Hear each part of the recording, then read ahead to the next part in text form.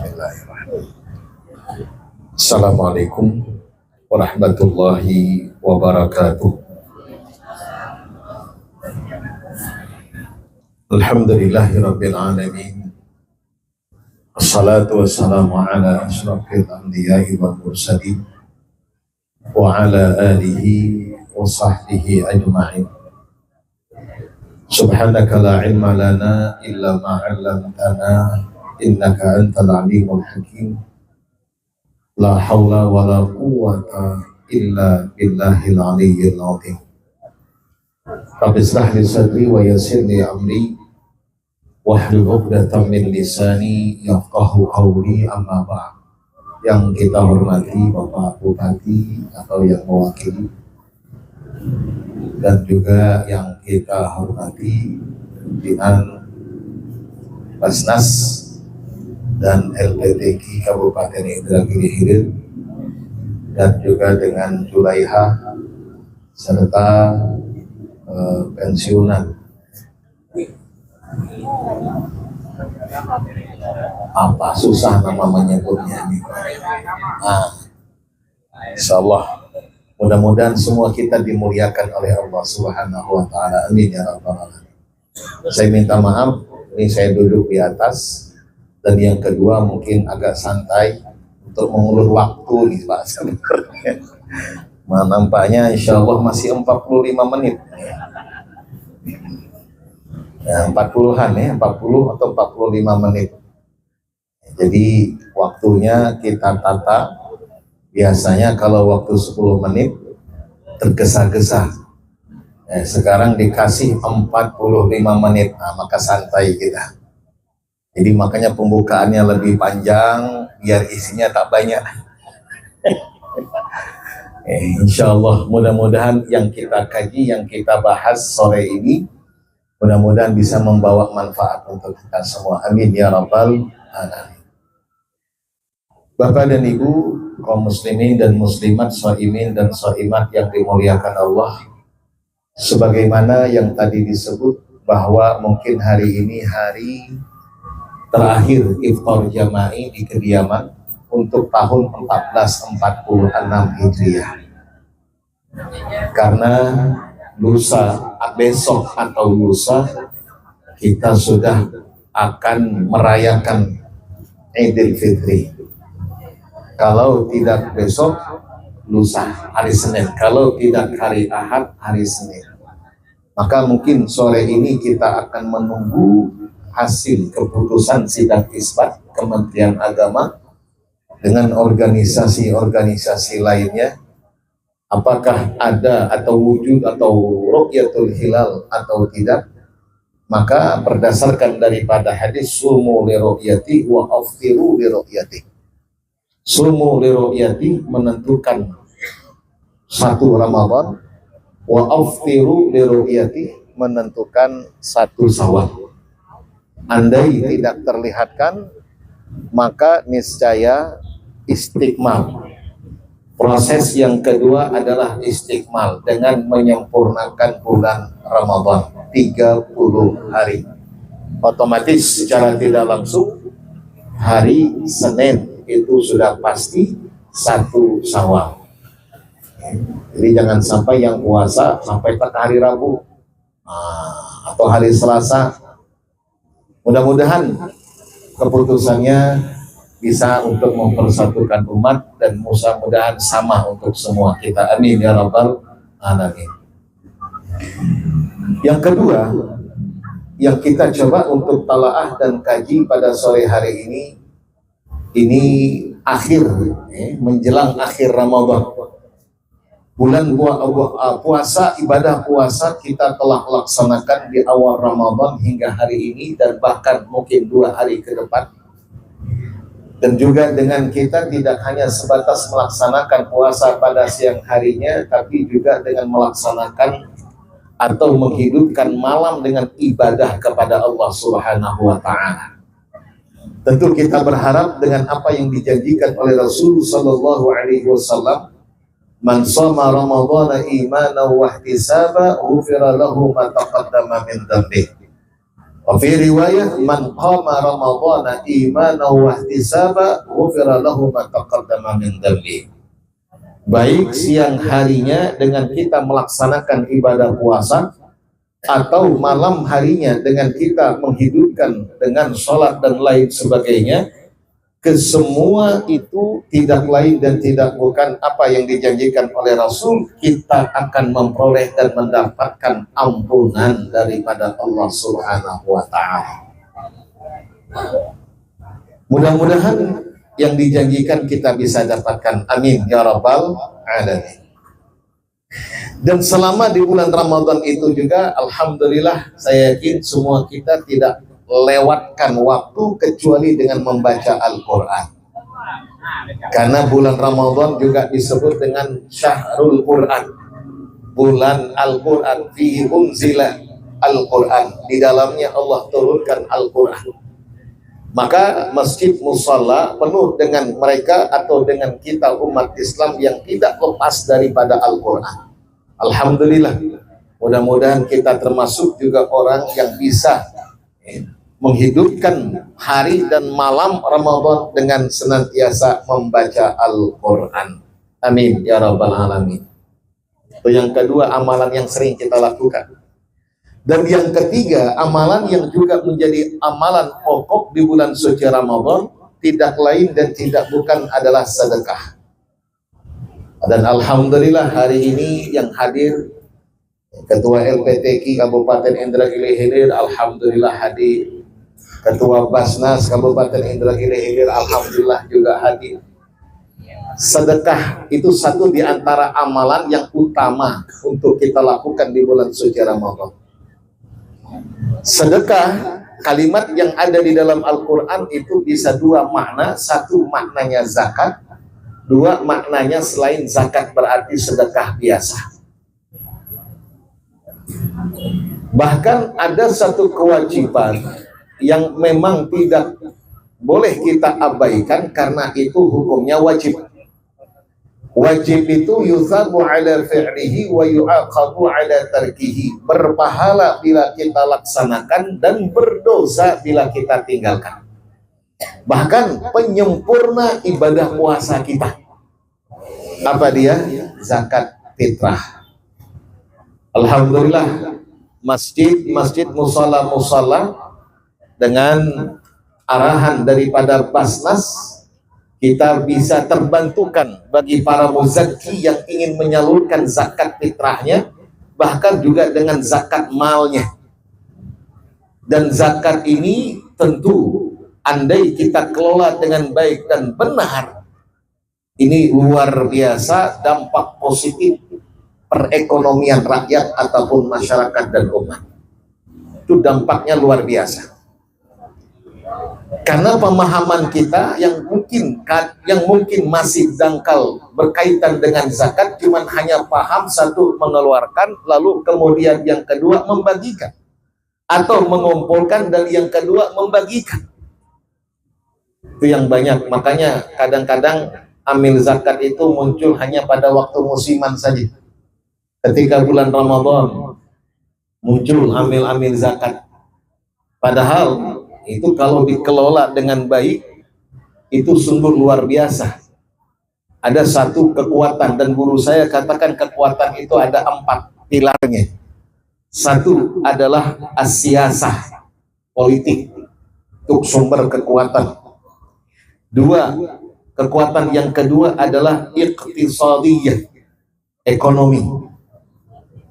3, kekuatan yang ketiga adalah at-tarbiyah, pendidikan. 4, media. Ini 4 kekuatan.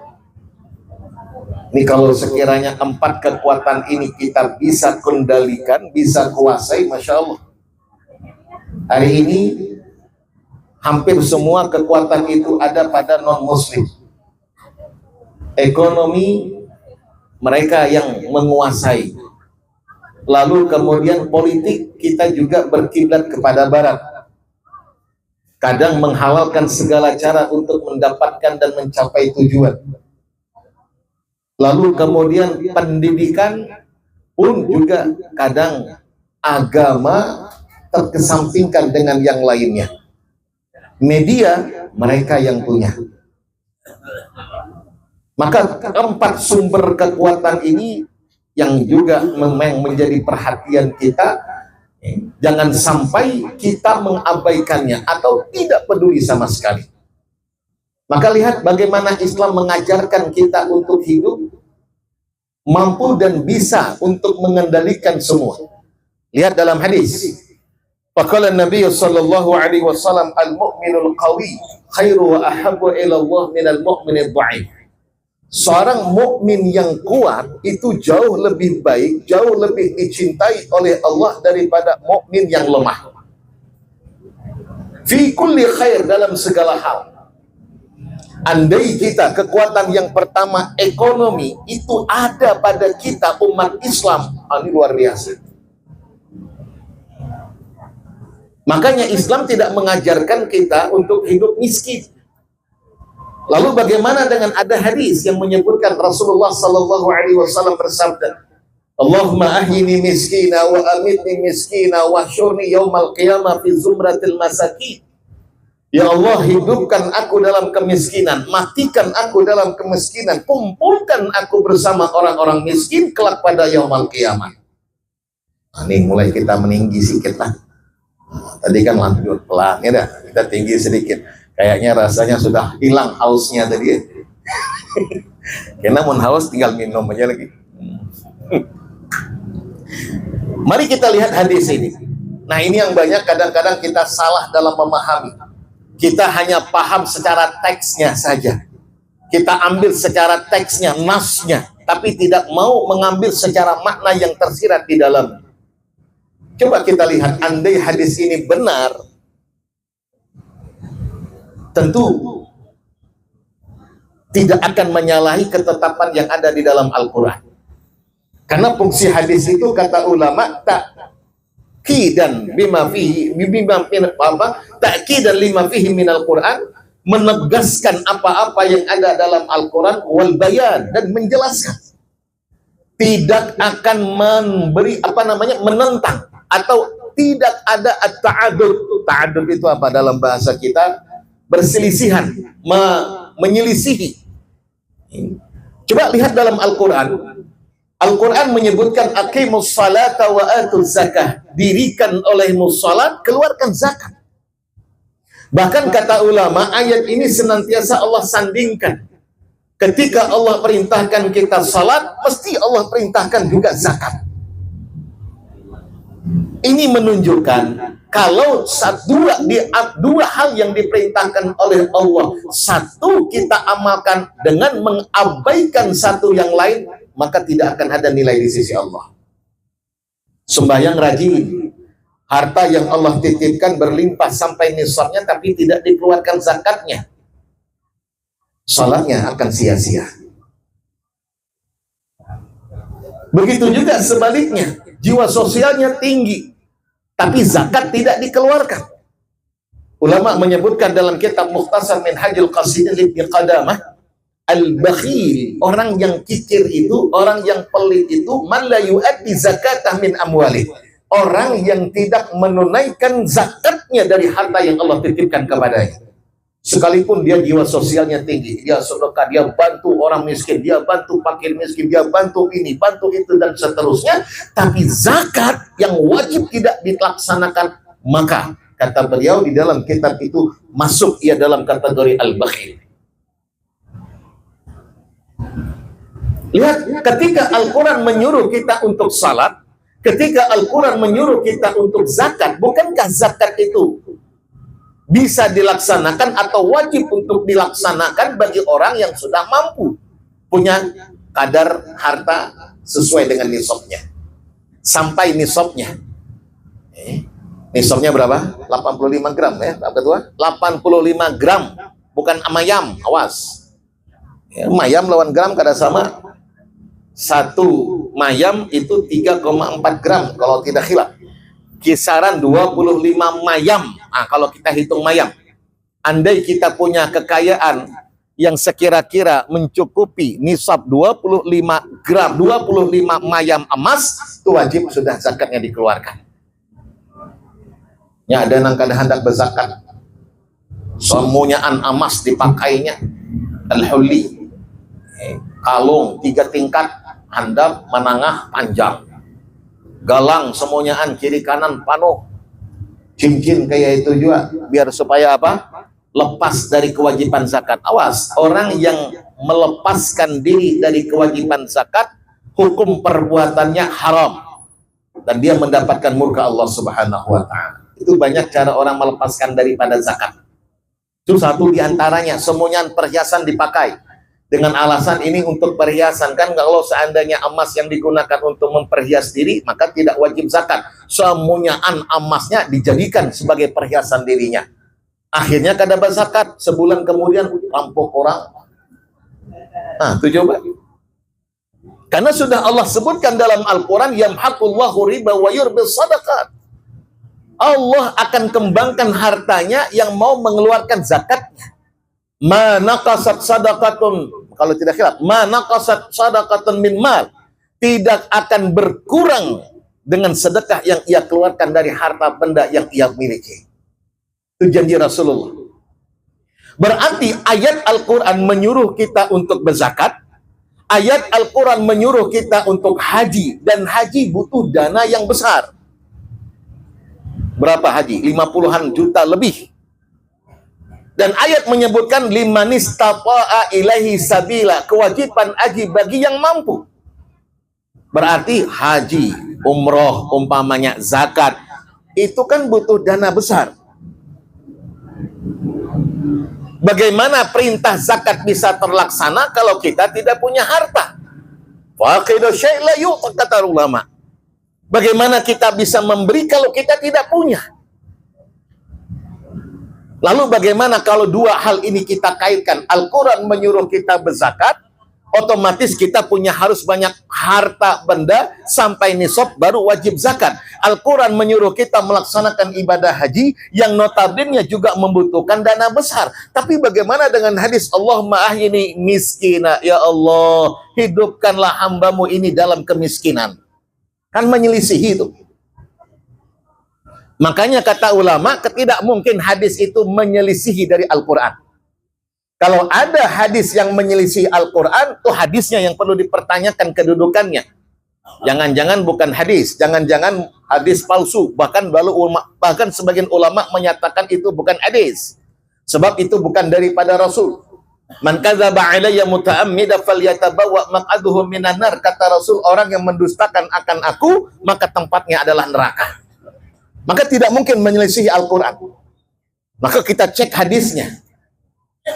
Jangan-jangan bukan daripada Rasul. Atau bisa jadi kemungkinan yang kedua, memang hadisnya dari Rasul. Lihat kedudukannya mungkin hasan. Lihat kedudukannya bahkan mungkin sahih. Lalu bagaimana kita menyikapinya? Itu perlu takwil, kata ulama. Itu ada pentakwilan hadis. Kalau dalam Al-Quran ada tafsirul ayah, kalau dalam ilmu hadis ada yang namanya takwilul hadis. Hadis ini perlu ditakwilkan. Kalimat miskin ini apakah miskin amwal atau miskin yang lain? Maka kita buka pemahaman ulama, pensarsarahan daripada ulama apa yang dimaksud dengan miskin.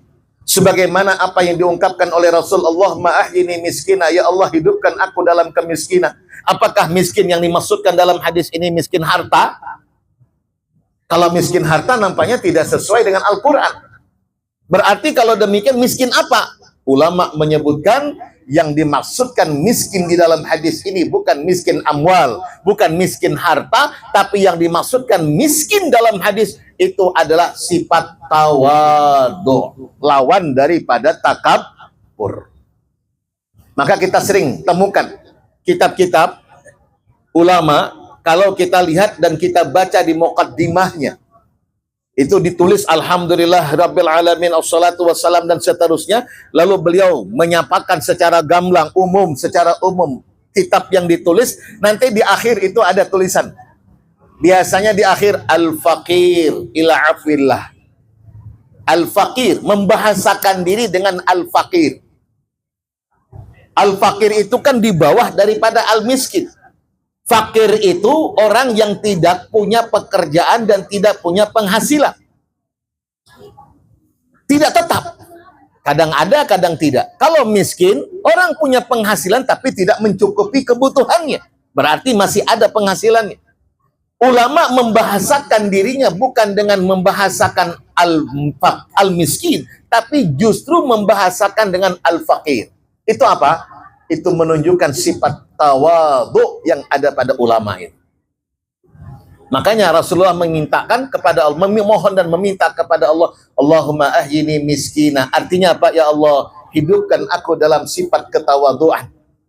Matikan aku dalam sifat ketawadhuan dan kumpulkan aku bersama orang-orang tawadhu kelak yaumul qiyamah. Maka kalau kita pahami makna hadis ini dengan takwilan miskin yang dimaksudkan dalam hadis adalah miskin, bukan miskin amwal tapi adalah tawadhu, maka diperkuat dengan hadis-hadis yang lain. Kita temukan satu riwayat hadis di mana Rasul sallallahu alaihi wasallam menyebutkan bahwa kelak yaumul qiyamah orang yang masuk dalam kategori penghuni surga al-jabbarun wal mutakabbirun, kata Rasul, orang yang angkuh, orang yang sombong. Sementara orang yang menjadi penghuni surga itu adalah orang-orang yang lemah, dhaif, dalam arti kata tidak menyombongkan dirinya, tidak angkuh dan tidak sombong. Nah, oleh karenanya lagi-lagi Islam tidak menafikan harta. Islam tidak menafikan dunia. Ini yang mesti harus kita tanamkan pada diri kita. Maka kalau ada kiai sugih, jangan diperdebatkan. Oh, bajah kiai ini sugihnya kada warok. Bukan. Kada zuhud ya. Ada yang zuhudnya beda, Pak. Zuhud dengan juhud itu lain. Ini ada orang juhud juga, juhud terus. Entah ampun siapa juhudnya, itu lain zuhudnya. Zuhud itu takdimul akhirah ala dunia, mengedepankan akhirat daripada dunia. Warok itu sifat kehati-hatian agar jangan sampai jatuh kepada perkara yang haram. Itu banyak para ulama, Masya Allah, sahabat Rasulullah saja, Abdurrahman bin Auf, orang sugih. Utsman bin Affan, Sayyidina Utsman bin Affan, orang sugih. Bahkan dengan kesugihannya, bisa membantu banyak umat Islam ketika membutuhkan air. Ada sumur orang Yahudi yang punya, dibeliin oleh Sayyidina Umar. Sayyidina Utsman punya satu sumur, yang satu lagi punya orang Yahudi. Ketika giliran punya orang Yahudi yang diambil airnya dibayar, minta bayaran.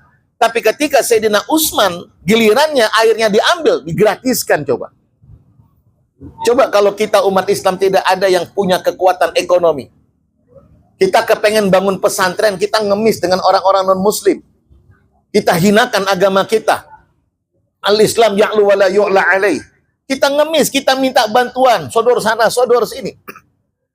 Tapi ketika kita punya dunia, pengen bangun pesantren, kita bangun. Pengen bangun majelis ta'lim, kita bangun.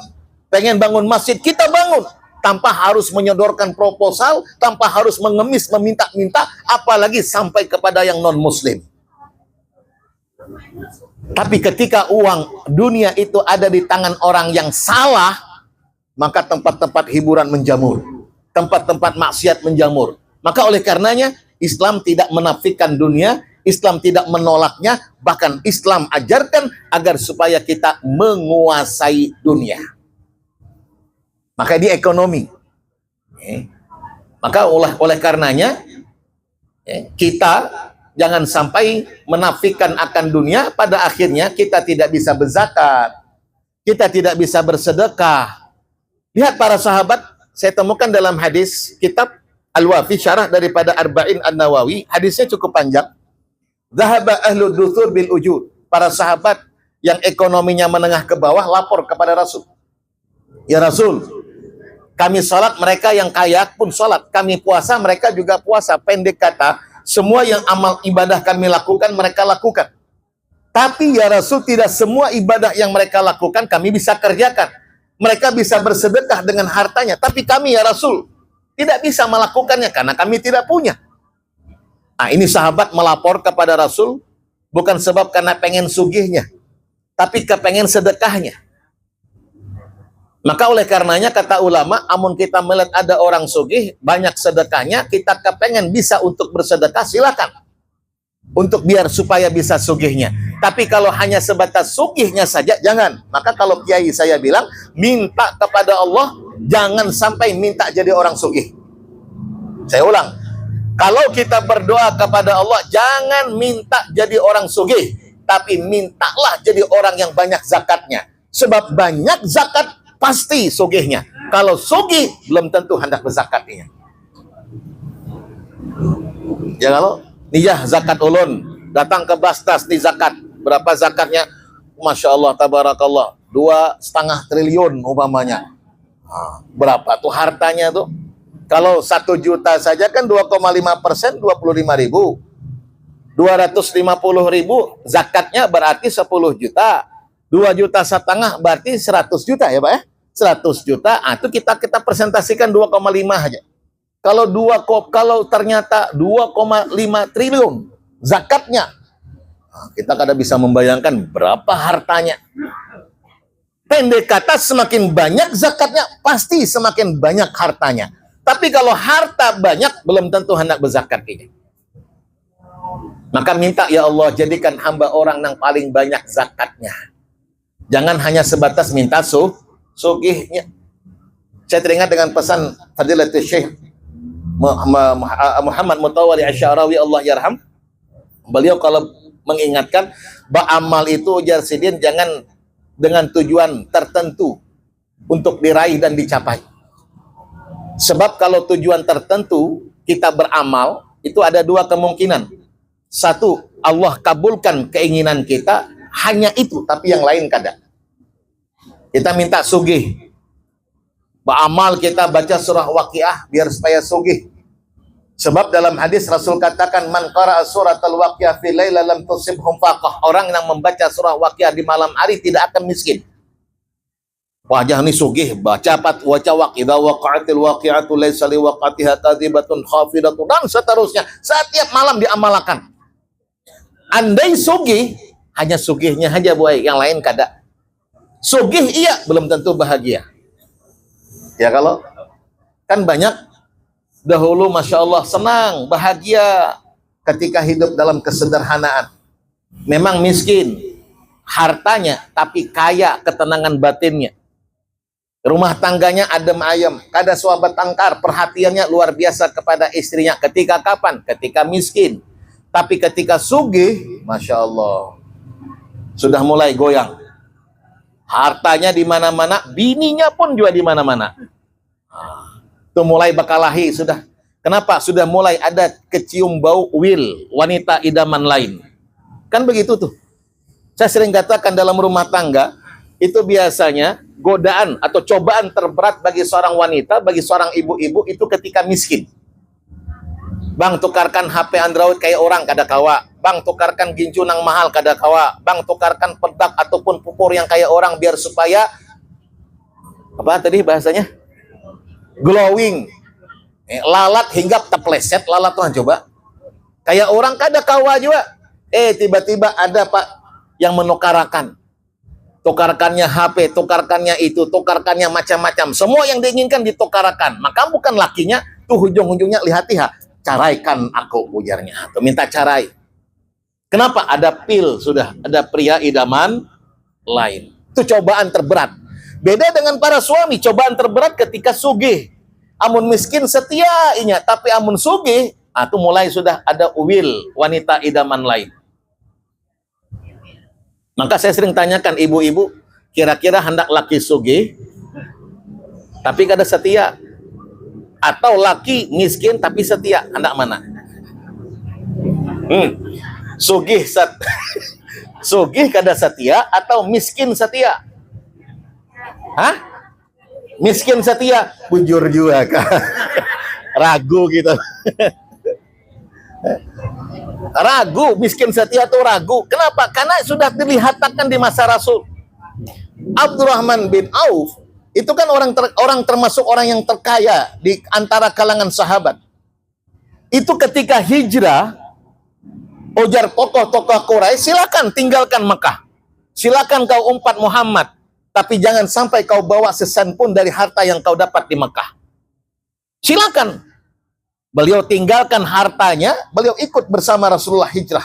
Makanya hijrah itu tidak gampang. Maka muncul hadis, innamal a'malu binniyat wa innamal likulli imri'in ma nawa. Faman kanat hijratu ila Allah wa rasulih fa hijratu ila Allah wa rasulih wa man kanat hijratu lidunya yusibuha aw imra'atin yankihuha fa hijratu ila ma hajara ilaih. Cobaannya berat. Tidak semua orang bisa.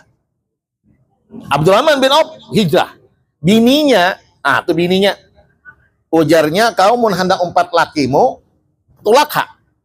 Tapi harta kada kawa kau bawa. Tuh 4 hal lakimu nang miskin. Tapi kau amun kada mau 4 lakimu tetap di Makkah, tuh semua harta lakimu sagan kau sambarataan. Tuh bininya milih mana? 4 laki atau milih harta? Milih laki atau milih harta? Tuh ibu kalau seandainya dihadapkan dengan pertanyaan itu, milih laki kah milih harta? Laki ya, bujur juga kah? Itu tadi. Ini jawabannya sudah ada. Di masa Rasul ternyata bininya Abdurrahman bin Auf kadang milih laki. Tapi justru milih aku aja segan apa? 4 laki miskin sudah. Mendingan harta nang aku pilih. Marah aku kadang 4 hijrah. Aku penting hartanya. Namun banyak harta, cari laki pulang. Tuh pikirannya dunia masalahnya. Kita kada hendak nang kayak itu. Kita kada hendak harta nang kada membawa berkah. Kadang kita meminta keberkahan wa barakatan fir rizki. Berkah rezekinya itu nang kaya apa? Ujar ulama, berkah itu minimal 2 cirinya yang harus ada. 1, membawa kita lebih dekat kepada Allah. Itu berkah.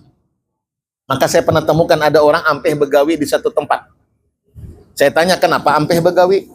Kada lagi Pak Ustadz aja begawi di sana. Kenapa? Gajinya kak kurang. Bukan masalah gaji ganal. Terus kenapa ampeh orang sudah ganal gaji itu dipertahankan? Kada Pak Ustadz aja. Aku ampeh aja. Kenapa?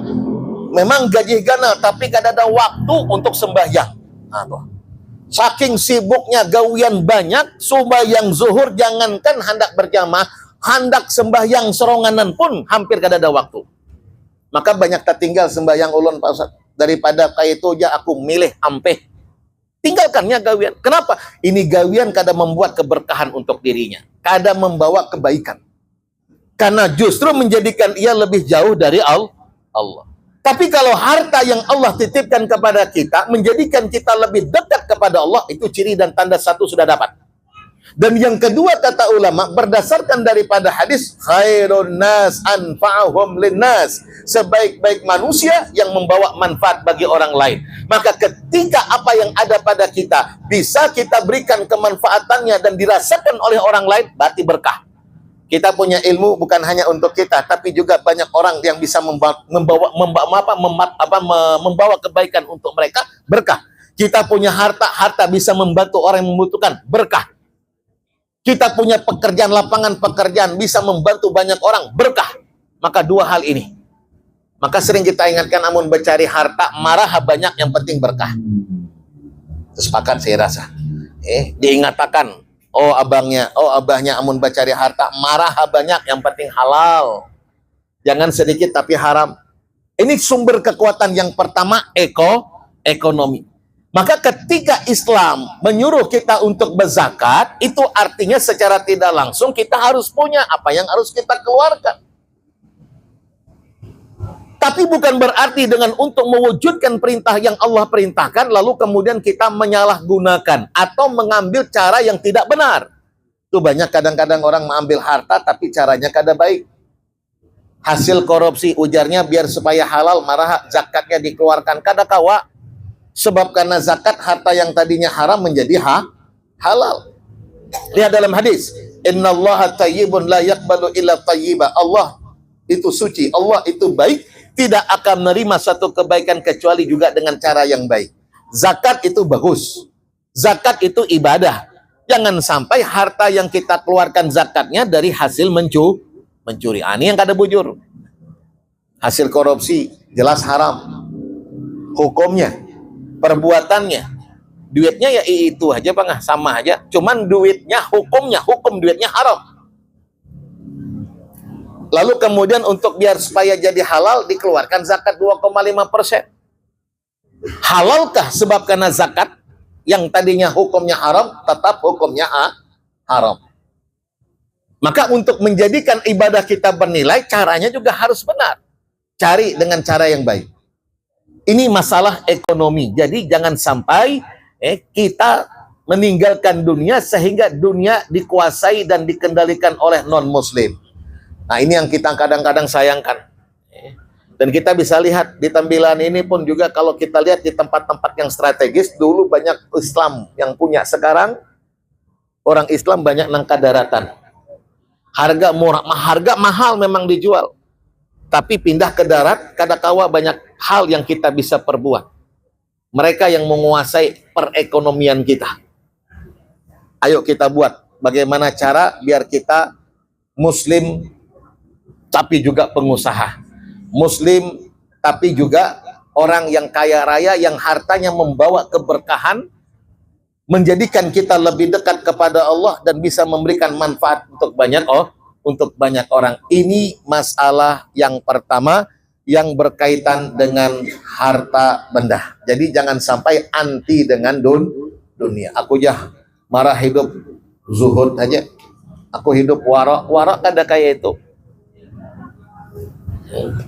Banyak ulama-ulama tasawuf di Mesir itu. Ulama tasawuf itu bukan hanya pegang tasbih, bukan hanya begamis, pegang tasbih, tidak. Ulama-ulama tasawuf itu, Masya Allah, tabarakallah, bedasinya itu banyak di Mesir. Ini musyrik, ini apa namanya, mursyid tarekah ini, penampilan bejas bedasi. Bukan yang kita bayangkan harus pakai imamah besar, lalu kemudian betongkat, lalu kemudian betasbih, lalu kemudian juga dengan begamis, kada. Itu casingnya. Kita tidak cukup hanya casing, hanya penampilan. Awas, jangan sampai terkecoh dengan penampilan. Kita ingin looknya, isinya. Casingnya boleh biasa, tapi isinya yang harus luar biasa. Kalau tidak, kita tertipu nantinya. Maka ada satu riwayat hadis. Ini kalau tidak khilaf, satu di antara bayi yang Allah izinkan untuk berbicara. Ada 3 kalau tidak khilaf disebutkan dalam hadis ini. 1 Nabi Isa. 2 Isa Juraid. Juraid itu bisa dengan izin Allah bayi berbicara. 1 lagi kisah pada Bani Israel yang mengisahkan seorang ibu yang sedang menyusui anaknya. Saat ketika anaknya dalam susuan, tiba-tiba lewat seseorang, mazharnya, casingnya, itu orangnya luar biasa. Berpenampilan wah, dihormati orang, disegani orang, dimuliakan orang. Spontan bayi ini, spontan ketika melihat hal itu, sang ibu berucap dan berkata, ya Allah, jadikanlah anakku yang kayak ini nah. Yang lewat ini orangnya terkemuka, terpandang, terhormat, berdasi, mungkin bersepatu, bejas, dan lain sebagainya. Wajar seorang ibu pengennya anaknya seperti itu. Spontan sang anak melepaskan sedotan ASI dari ibunya, lalu sang anak berucap, ya Allah, jangan engkau jadikan aku seperti orang itu. Tidak lama kemudian sang ibu melihat ada orang yang dipukuli, dikeroyok, dituduh sebagai seorang pencuri. Lalu sang ibu kemudian berkata dan berdoa lagi, ya Allah, jangan kau jadikan anakku seperti itu. Mendengar itu, spontan lagi-lagi anak ini berucap, ya Allah, jadikan aku sepertinya. Setelah diselidiki dan ditelusuri, siapa orang yang sebenarnya yang kelihatan zahirnya adalah orang yang terkemuka, ternyata inya adalah penipu, inya adalah pencuri, ya ini koruptor. Musim muwahih ini bahasa kita koruptor. Sementara orang yang dituduh mencuri adalah orang jujur. Orang yang jujur, orang yang amanah, tapi disikat, dipukuli, difitnah, disingkirkan. Dan itu terjadi pada masa sekarang. Namun ada orang baik, itu dikucilkan, disingkirkan. Kapan perlu, dimusnahkan. Tapi dengan kejahatan yang nyata, tetap dimuliakan. Itu nyata sekarang. Maka itulah yang kita katakan tadi, jangan terkecoh kita dengan casing. Jangan terkecoh dengan casing. Ini nampaknya waktu tidak mau mengizinkan. Kalau tidak khilaf, tinggal 2 menit lagi. Ya. Hah? 4. Kan doa nanti insya Allah. Jadi poin pertama itulah ekonomi tadi. Mari kita tingkatkan perekonomian masyarakat kita sehingga kita berharap dengan zakat, melalui zakat kita tidak hanya bisa menunaikan kewajiban kita kepada Allah, tapi juga bagaimana bisa memberikan manfaat untuk banyak orang, bisa membantu orang lain. Dan ini satu di antara upaya dalam menanamkan mahabbah. Mahabbah, rasa cinta, rasa kepedulian kita terhadap antar satu dengan yang lain.